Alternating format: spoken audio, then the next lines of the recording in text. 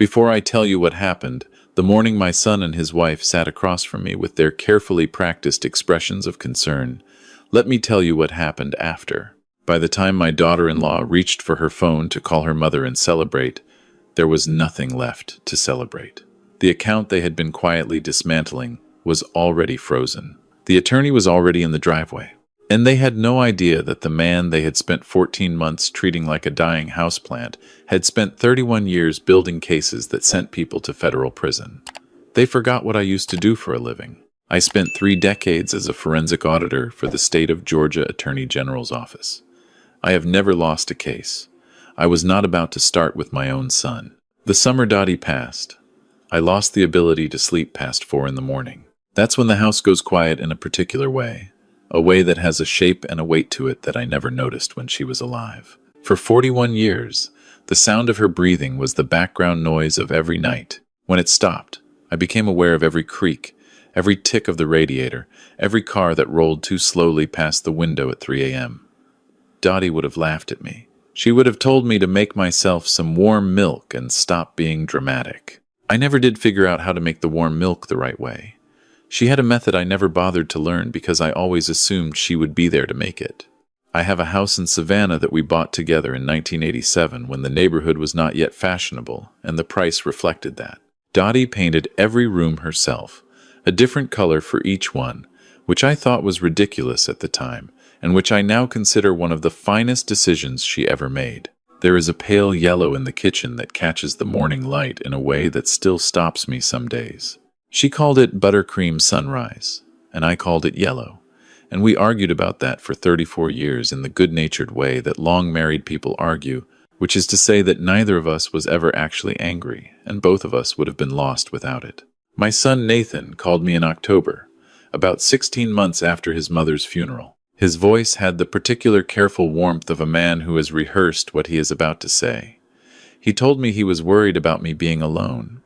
He told me the house was too large for one person. He mentioned, almost as an aside, that he and Renee had been having some financial difficulties. Nothing serious, just a rough patch. And that it might be good for everyone if they came to stay for a while, just until things stabilized. I said yes, because he was my son, and because the house was, in fact, very quiet, and because I thought that having people in it again might soften the particular silence that had settled into every room since Dottie left. I understand now that I was not thinking clearly. Not because my mind was failing, the way Renee would later suggest to Nathan in conversations she did not know I could hear. I was thinking clearly enough. I was simply thinking with grief instead of professional habit, and grief, in my experience, is the single most effective tool for making an intelligent person behave like a fool. They arrived on a Saturday, with 2 cars packed to the rooflines. Renee walked through the front door and immediately began assessing the layout in the way a general surveys terrain before deciding where to place artillery. She complimented the kitchen and the spare bedroom, but her eyes moved with a calculating precision that I registered and filed away without comment. Nathan carried boxes with the shuffling energy of a man performing enthusiasm he does not feel. He would not quite meet my eyes when I offered to help. They settled in, and the first weeks were manageable. Renee cooked occasionally, efficient meals without warmth, food prepared as fuel rather than pleasure. Nathan would sit with me in the evenings sometimes, and we would watch baseball and not talk much, which I told myself was comfortable. Looking back, it was not comfortable. It was Nathan, sitting with the low humming anxiety of a man waiting for something to happen. The first indication arrived 3 months after they moved in. I received an alert on my phone from my brokerage firm, the kind of automated notification I have set for any significant activity on my accounts. The alert informed me that a request had been submitted to update the account contact information. I had not submitted such a request.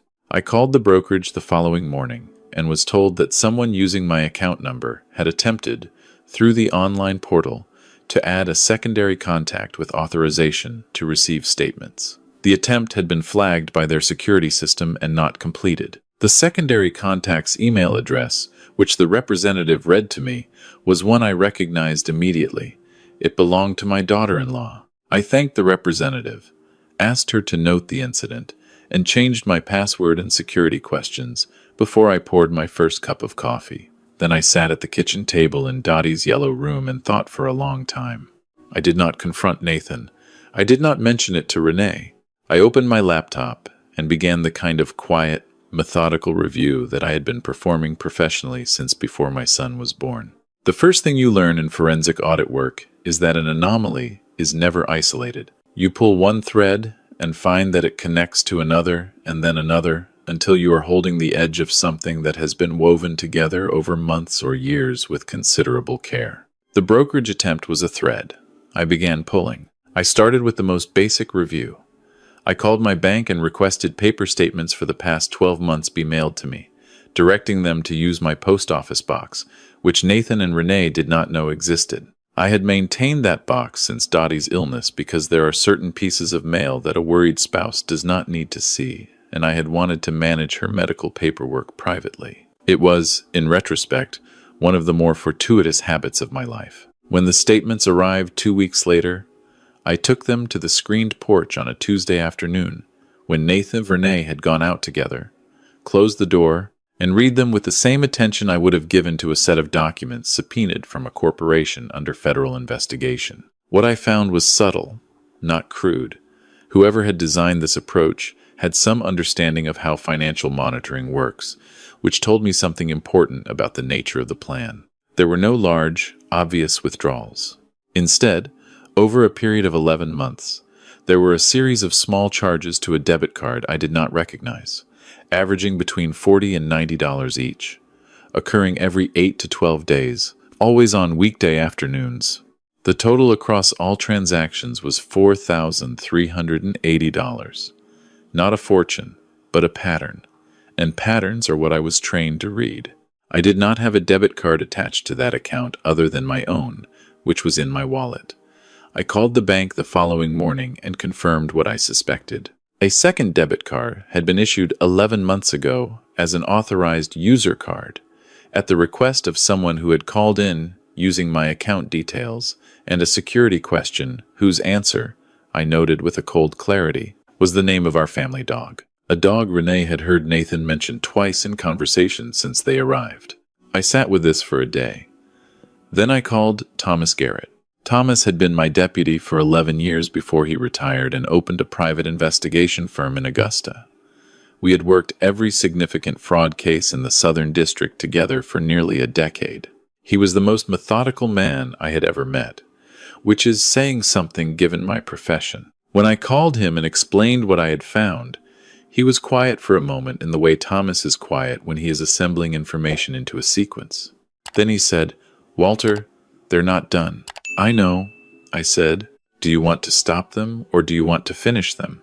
I told him I wanted to finish them. He drove to Savannah 2 days later, arriving while Nathan and Renee were at what they described as a job interview, though Renee's job interviews had been occurring with mysterious frequency for months without any apparent results. Thomas and I sat on the porch, and I showed him everything I had collected: the statements, the brokerage alert, the debit card documentation. He reviewed each item with his reading glasses on the end of his nose, and said nothing until he had looked at everything. "There's more," he said when he finished. "This is preparation. You're looking at the groundwork. The main event is still coming." "Tell me what to do," I said. "First, you make a copy of everything, and I take it to my firm. Second, you call Russell." Russell Okafor was an attorney I had worked with professionally for 20 years. He had the distinction of being both one of the finest estate and elder law attorneys in the state of Georgia, and the kind of man who took a personal interest in what he called the protection of people who've earned their peace. I had testified as an expert witness in 3 cases he had tried. I trusted him with my life. As it turned out, that was not hyperbolic. Russell answered my call on the second ring. When I finished explaining the situation, he was quiet for a moment in a different way than Thomas had been quiet, the way a person is quiet when they are actively restraining their anger. He said, "Walter, I want you to do something for me. I want you to do nothing obvious. I'm going to have my paralegal run a search on your name in the county court system." "Why?" I asked. "Because people who are planning what it sounds like they're planning sometimes file preliminary paperwork before the subject has any idea." a guardianship petition, a competency evaluation request. These things get filed quietly. I've seen it before. He called me back the following afternoon. His voice was flat in the way professional people's voices go flat when they are delivering information that outrages them. There's a filing, Walter, he said.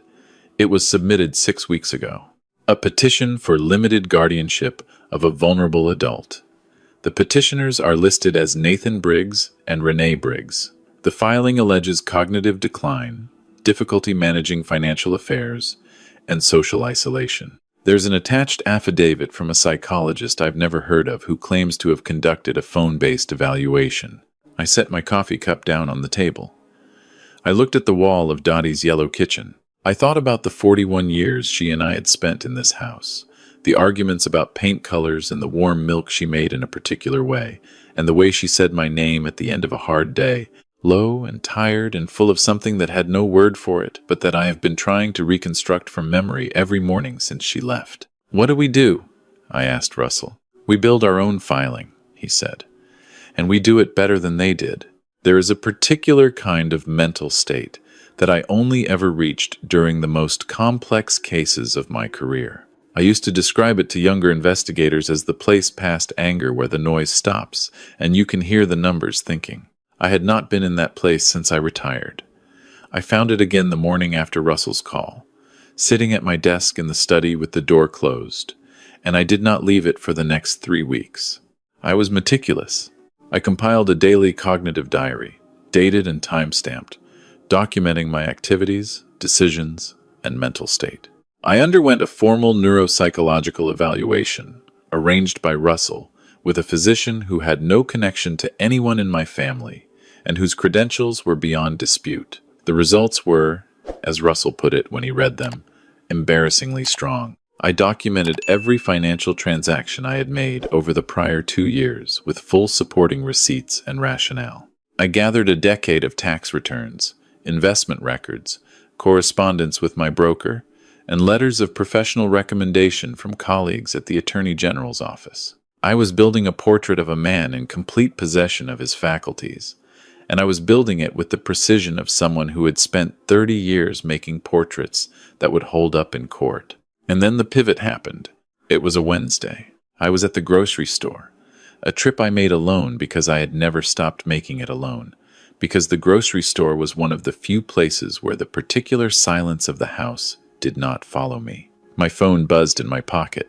I took it out and looked at the screen. It was a text from Nathan. It said, "He still hasn't connected the debit card to you. I checked his drawer and the statements he has are from last year. Keep moving on the brokerage thing, the ACH setup. 2 more weeks and we'll have access. Mom's stuff in the bedroom I'll handle separately. Renee told me to tell you she found a buyer for the jewelry already. Don't text back on this phone." I stood in the cereal aisle of a Publix grocery store in Savannah, Georgia, and read that message 3 times. He had sent it to me. He had meant to send it to someone else, his wife, I assumed, or possibly the psychologist whose name was on the fraudulent affidavit. He had pressed the wrong contact. I was the first name under B. I did not call him. I did not text back. I took a screenshot of the message with the timestamp clearly visible.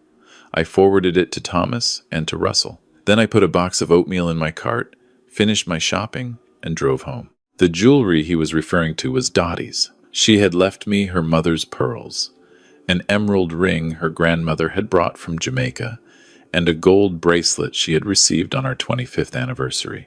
They were in a cedar box, on the closet shelf in the bedroom. I checked when I got home. The box was still there. I moved it that afternoon to a location in the house that I will not describe here. Thomas called me that evening. "That text just changed everything," he said. "That's not a civil matter anymore. That's criminal conspiracy." "I know," I said. "Russell is going to file a motion to dismiss the guardianship petition tomorrow morning on procedural grounds. The evaluation affidavit is fraudulent. He can prove it in about 10 minutes. Once that's dismissed, they lose their legal angle."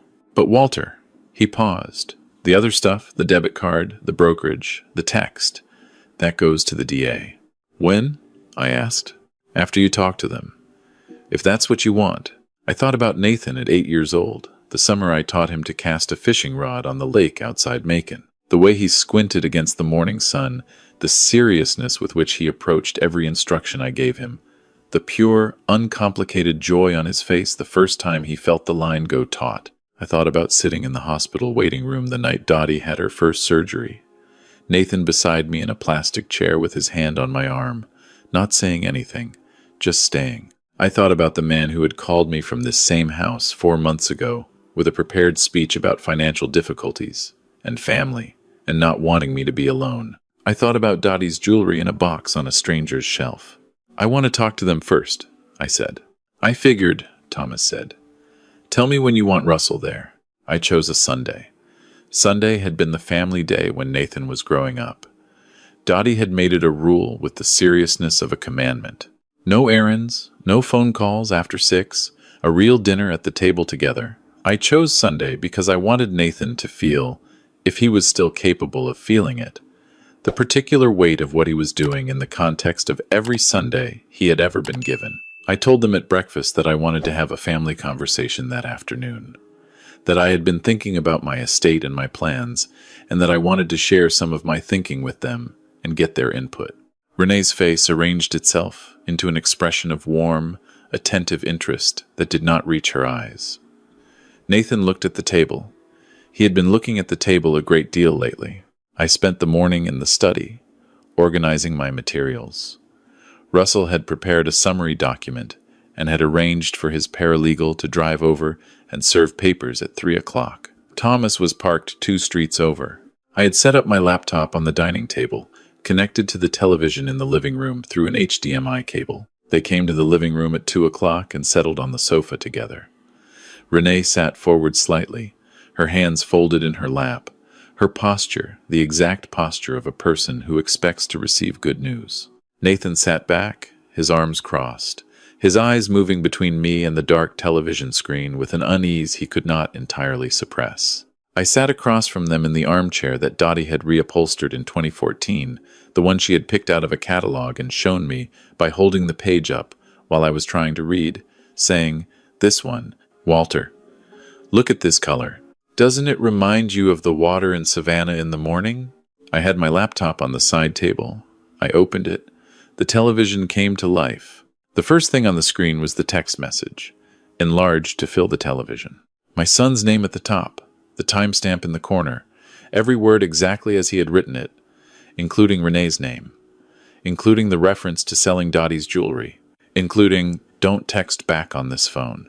I watched my son's face. I have watched a great many faces in interview rooms over 30 years, and I have become a thorough reader of the particular moment when a person understands that the story they have been telling has reached its last page. That moment has a specific quality. The eyes change before the face does. I saw his eyes change. Renee's reaction was different. She is a person of considerable composure, and her composure held for approximately 4 seconds before it fractured. That was taken out of context," she said, which was not technically a statement that meant anything given that the text was complete and self-explanatory. But people say things like that when they are trying to buy time for their brain to catch up with the collapse. I clicked to the next slide. It was the debit card documentation, the account number, the date of issue, the transactions itemized by date and amount over 11 months. $40 here, $72 there, $68, $55, $81. Below the itemized list was a total, $4,380. At the bottom, in simple black font, was the name listed as the authorized user, Renee's name. Nathan made a sound, not a word, just a sound, low and involuntary, the sound of a person sustaining an impact.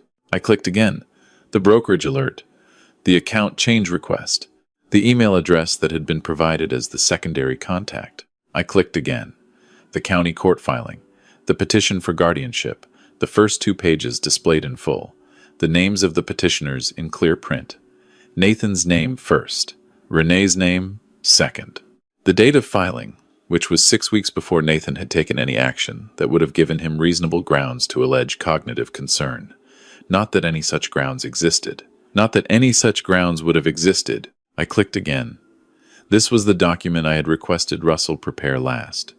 It was a single page with a header from Russell's firm and a 2-paragraph summary of the neuropsychological evaluation I had undergone.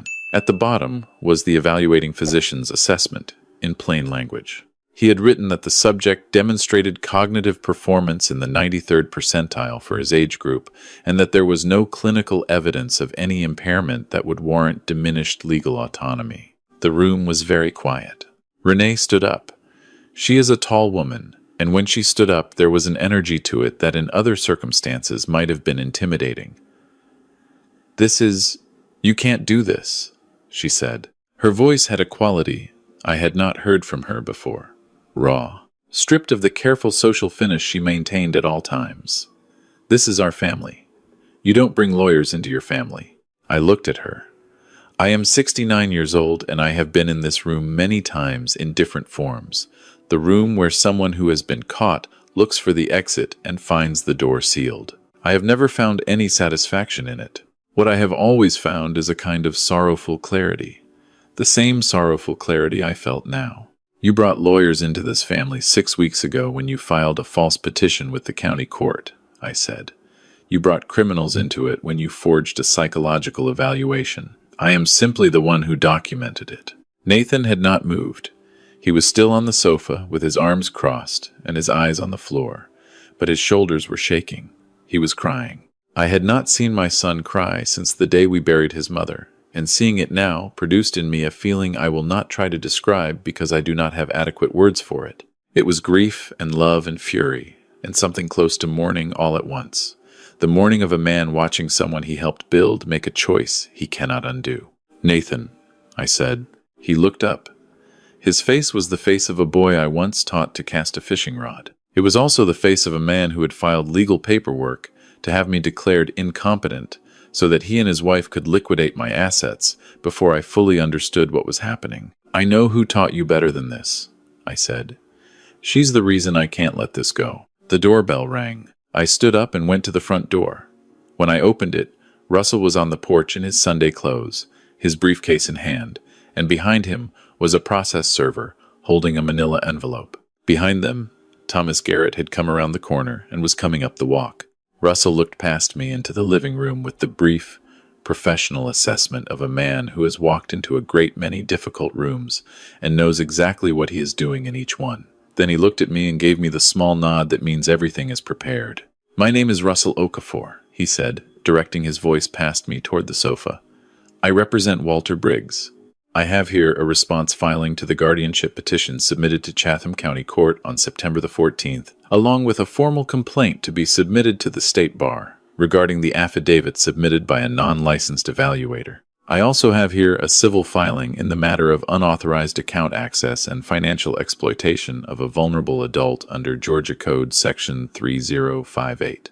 And I have been asked to inform you that the materials you've seen today, along with the additional evidence compiled by a licensed private investigator, have been provided to the Chatham County District Attorney's Office, which has assigned an investigator to the matter. He paused.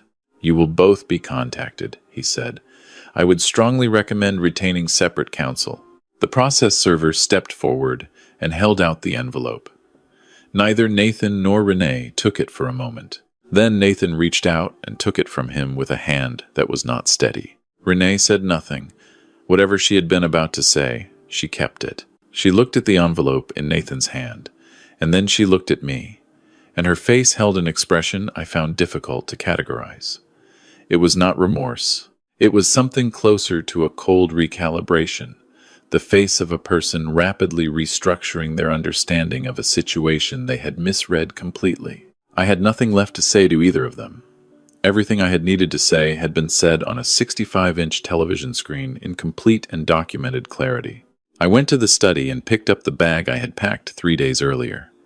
I came back through the living room without looking at the sofa. I walked to the kitchen, that pale yellow room that catches the morning light, and I stood in it for a moment. I ran my hand along the edge of the counter, the old tile countertop Dottie had refused to replace even when the grout went gray because she said the shape of the tiles reminded her of her grandmother's kitchen in Memphis, and some things were worth keeping imperfect. I am not a man who talks to empty rooms. But I stood there for just a moment and I said quietly, I took good care of it. I tried. Then I picked up my bag and walked out through the back door. I drove to my sister Margaret's house on Tybee Island, where a room had been waiting for me for 2 weeks because Margaret is the kind of woman who, when her younger brother calls her and explains a situation, simply says, "Your room's ready," without asking unnecessary questions. I sat on her porch that evening watching the Atlantic and ate the best bowl of she-crab soup I had had in years and didn't say much and didn't need to. Russell called me the following Wednesday.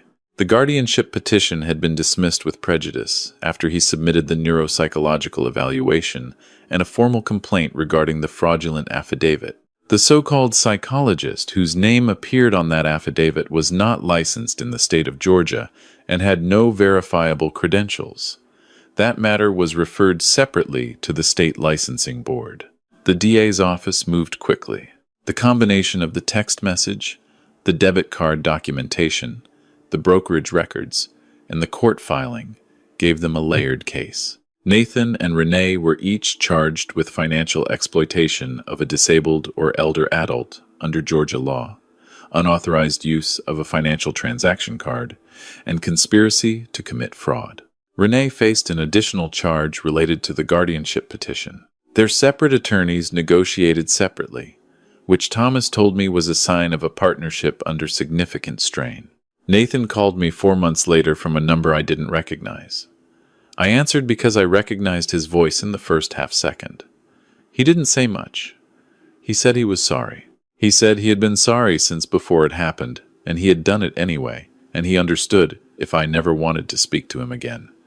He said Renee was gone. He said the fishing rod was still in his car, the one I had given him on his 40th birthday, because he had never been able to bring himself to take it out. I listened to all of it. I did not say very much.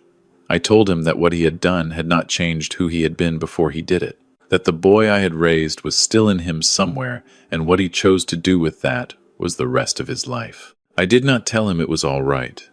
It was not all right. But it was over, and I was 69 years old, and I had spent enough of my life carrying evidence to know that there comes a time to set it down. The house in Savannah I eventually sold, though I took my time about it. I was not running from it. I was simply ready to close one ledger and open another. On the last afternoon before the new owners took possession, I walked through every room one final time.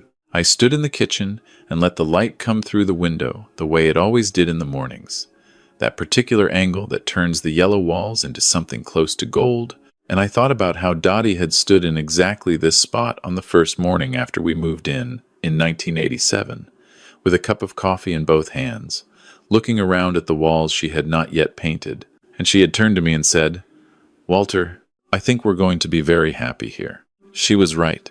We were. We were happy in every room of this house for more than 4 decades, and happiness of that quality and that duration does not disappear when the people who made it are gone. It stays in the walls. It stays in the light. I have an apartment now in a building 3 blocks from the river, small and orderly and entirely mine. Margaret has dinner with me on Sundays. Thomas calls on Wednesdays. Russell sends me holiday cards with handwritten notes, which I appreciate more than he knows. I have taken up fly fishing again for the first time since my early 40s, badly and contentedly, the way a person does something purely for the doing of it. And sometimes, very early in the morning, when the apartment is quiet and the light is just beginning to come, I make myself a cup of warm milk. I haven't quite gotten the method right.